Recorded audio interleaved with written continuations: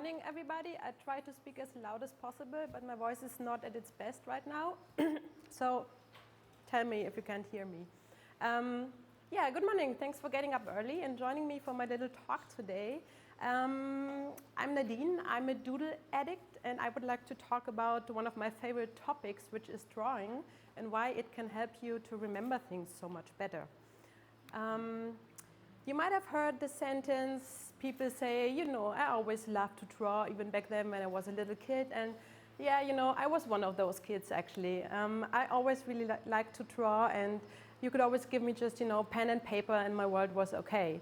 So even today, drawing is something that just makes me very, very happy. And I worked as a screen designer for quite some time, and I always used sketching and drawing to, you know, sketch wireframes or draw designs before I would go to Photoshop and design them. And it took some time until I found out that this also can pay the bills, that drawing can pay the bills. And that is what I'm actually doing today. I work as a visual designer, as an illustrator, and also as a sketchnoter. And in the last years, since I discovered sketchnoting a few years back, I started some research on why drawing is such a powerful tool and why it can do much more than creating beautiful pieces of art. And I did find some answers, actually. There is a lot of scientific research on the topic, and I found some answers for my questions. One is the dual coding theory. It was discovered by Alan Pivio, I think in the 70s, and it says that humans process verbal and non-verbal information in separate but areas of the brain, but they are close to each other. So let's say someone says knife, then your brain automatically visualizes a knife. And if you see a knife, then your brain thinks, oh, I do know that this is a knife. So the combination of words and images is a very good combination if you want to remember something. If you write something down, it helps if you add a little drawings to it. And you must know that the brain really loves images. The reason for that is that 80% of our perception is visually. So whenever you want to cross the street, you need to decide, can I go now? Is the traffic light red or green? That's a visual decision you make. Or if you open the cupboard in the morning, decide which mug you're taking for your coffee, that's a visual decision your brain has to make. And images were there a long time before text was. I mean, you know, you might remember those cave paintings you've seen in your school books or in the museums. They are between 15 and 20,000 years old. So the history of writing is just a few hundred years old, or reading is just a few hundred years old. And that reason is actually why you all probably like those tiny emojis so much that you use in your text messages, because your brain always likes to see them. Whenever they show up, your brain is very likely to be very happy. So yeah, images and words perfectly support each other.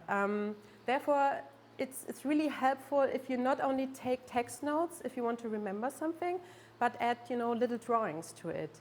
And here's what happens when you want to learn something. Your brain has a lot of old knowledge that's stuffed already in there somewhere. And whenever you want to learn something, you gain some new knowledge and you link it in here. And drawing or sketching can really support the process in between. Here's an example for that. That's a Taiwanese teacher. He makes his students draw in anatomy class because he says he has noticed that the students understand much better what is where, what they are supposed to do, than just, you know, looking at the pictures and reading in the textbooks. So he makes them draw them on a chalkboard, which is much more successful for their learning experience. And the reason for that is that if you draw something that you want to remember, this is what happens. You see it and you start interpreting it. Your brain is, you know, looking for connections that are already linked to that. It's taking its old knowledge and linking it to that and sees new connections, and that's what makes it stick in your brain. While if you just look at something, it's, you know, it's probably not going to long-term memory. Yeah, and you know, it's sort of zeitgeist that we actually live in a time where we take where just are a lot of pictures and photos because it's very easy to take them. You all have a camera with you right now, don't you? You have one in your smartphone, so we all take a ton of pictures all the time. And I've been to a concert a while back, and I remember that people were taking a lot of photos and videos when their band was playing the favorite song. And let me tell you something, that really sucked. I mean, not only that the people standing behind them couldn't see properly, they took very bad photos. It was really dark, the band was a few hundred meters away, and if they were taking videos, the sound was just awful. They would have enjoyed it so much more if they would just have listened to what they played there. And yeah, I mean, what's happening to all those photos we take all the time? We store them on our phones, but you know, you might look at the cute ones from your kids when they're growing up, or the ones from your dogs or the kittens, but you probably don't look at the bad ones made in the dark. And don't get me wrong, I have nothing against photos. I love beautiful photography, but taking a photo might not be the right thing if you really want to remember something. That is actually what's happening when your brain draws something that it wants to remember. It sort of takes a mental picture of it. It has to rethink the situation and, you know, relive the whole situation and filter what's important that you want to remember. And that's what it makes it stick to your long-term memory. And there are actually a few more benefits to sketching and drawing than that. One is it's much more specific. If you say, for instance, can you give me a knife, please? Then your brain has probably linked a few different images to the term knife. That is because you know a few different knives. And if you would draw the exact knife you mean, it's much more specific and that's more efficient. It can save you a lot of time. Visualizing something also helps you to see connections between things that you might not see if you just use words or if you just talk about it, or it makes it harder to recognize the connections. So if you visualize something, it can be a really powerful tool within a team or in a brainstorming or in a meeting because it saves so much time and you will have faster results. So yeah, it's much more efficient. And there's another thing about drawing. It can really help you to relax. I mean, you should just try it out. Just, take a pen and draw a line and just doodle, draw random shapes and just see what it does to you. It can really relax your brain. It's sort of like yoga for your brain. And you might remember those coloring books for adults that were such a huge success a while ago. And I think it's actually because of that. It really relaxes you. It's really relaxing to draw and color mandalas.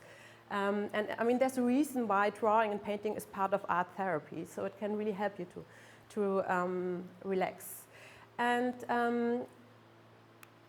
a lot of people, tell me that it's easy for you to say this because you're an illustrator. I really wish I could draw too. And guess what? I actually think you can, no matter what your background is, because just remember how you started drawing back then when you were a child. You just did. You didn't overthink too much. You didn't think about sizes and proportions. You just did.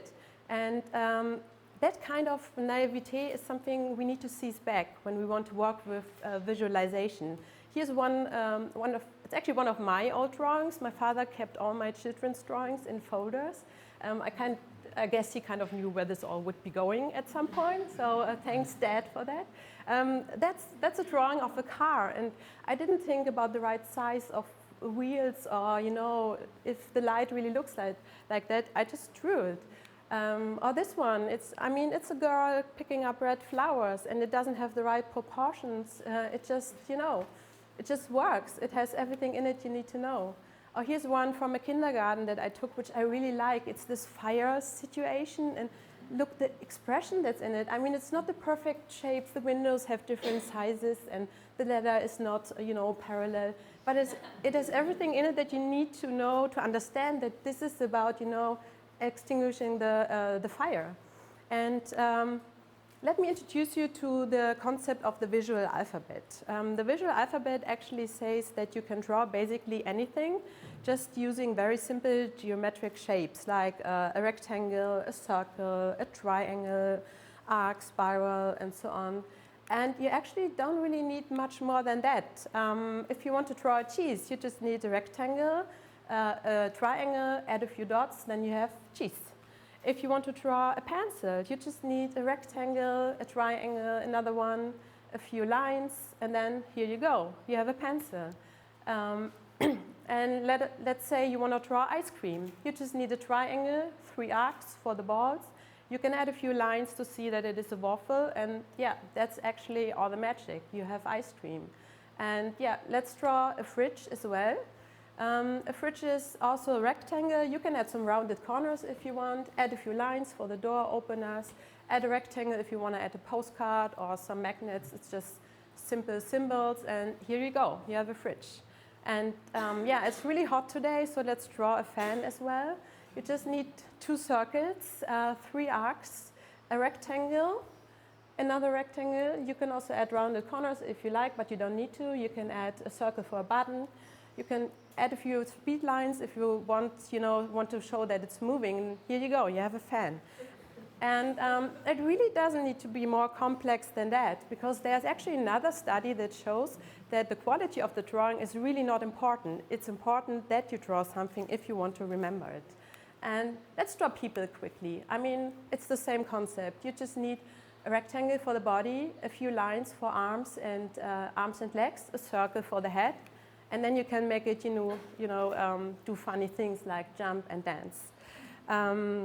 Yeah, okay, if you now say, okay, we get the idea, it's really easy to draw, but what can I actually draw? I don't have any ideas what to draw. Let me say there are actually plenty of opportunities to draw something. You can draw your grocery list if you're still using, the paper ones and not the shared ones in an app. You can draw a recipe of something that you really enjoyed, of a meal that you really enjoyed. You can draw postcards, actually. I mean, postcards are usually very boring. It always says the same. The food was good, the weather was nice. Why not just draw that? And then my favorite thing, you can draw visual diaries of things. Here's one I did last year. We've been in Sweden in summer for a family trip. And I drew every day what we did. Here's one from Göteborg, and I mean, if you make city trips, then you find those tiny, cute little cafes and places, and then you take their business cards because you want to remember, and then you lose the business card, and then it's gone. I mean, why not just draw it and, make the notes where you had the biggest canal boulard of the city? Yeah, and here's another one from this cute little island we went to. It was made of stones. It had those lovely lighthouse on it. And there were those cute little cotton plants over here. They looked really funny because the wind made them look like someone's blow drying someone's hair. So they were looking like someone's doing their hair. And I drew that because I found it really funny to remember. Here's another one from me taking a weekend off a while back, and it was the most wonderful time. I had a weekend just for myself, and I really wanted to remember what I did. So I came home and I drew everything I did, and whenever I see this, I remember the weekend. Here's another one from the lovely Eva Lotta Lam. She's here as well. She made a world trip a while back with a boyfriend for 1 year, and she drew every year what she did. So she has a whole bunch of books with those cute little drawings. You should check her website. It's called Sketchnotes book. You can buy it as a book. And you should check her work anyways, because she's definitely one of the best when it comes to drawing and sketching. And I've learned so much from her. So go and check Eva Lotta's work. Yeah, here's another example. And here's one more example. I really like to draw what I call conference moon situations, like honeymoon, but after a conference, when you met so many new people and have so many new insights, and you just want to remember that. And then I sit down and draw what I want to remember, and draw the people I talked to and that inspired me a lot. Like in that case, I also wanted to practice to draw people with as few lines as possible. So I drew a lot of people in here. Great conference, by the way. Yeah, I also really like to just sketch moments. That is one from a weekend where I was in an indoor swimming pool with my son. And of course, that's a situation where you cannot take photos. I mean, you can take a camera, but it would be really stupid. So I really liked the weekend, and I just drew what we did, what I liked most. And whenever I see this, I really remember that weekend. It was really lovely. Or here's the situation from Sweden where there was this woman trying to get in the water, and she was really brave. The water was really cold. It was like 15 degrees. I would have never gone into the water. And she went back and forth for 10 minutes until she finally made it, and it was so lovely. That's a situation you would never take a photo of. And yeah, you could actually make a journal of the funny things that your kids say, because kids say actually very funny things, like that one when my son told me, look, the guy with the ear, he looks like a pony. And guess what? It was the first time I actually saw that an ear looks like someone, like a pony. Yeah, so keep a journal of the funny things that your kids actually say. And let me show you this one too. That's from Krieg und Freitag. It's this guy on Twitter. He draws very cute little stories every day. And you see, I hope he's not offended, but he doesn't have very high drawing skills, but that's so okay. I mean, look at this. He just uses very simple shapes to create persons, like what I showed you earlier, and he has the most funny stories there. So you don't really need the high level drawing skills to draw something. There are stories actually everywhere.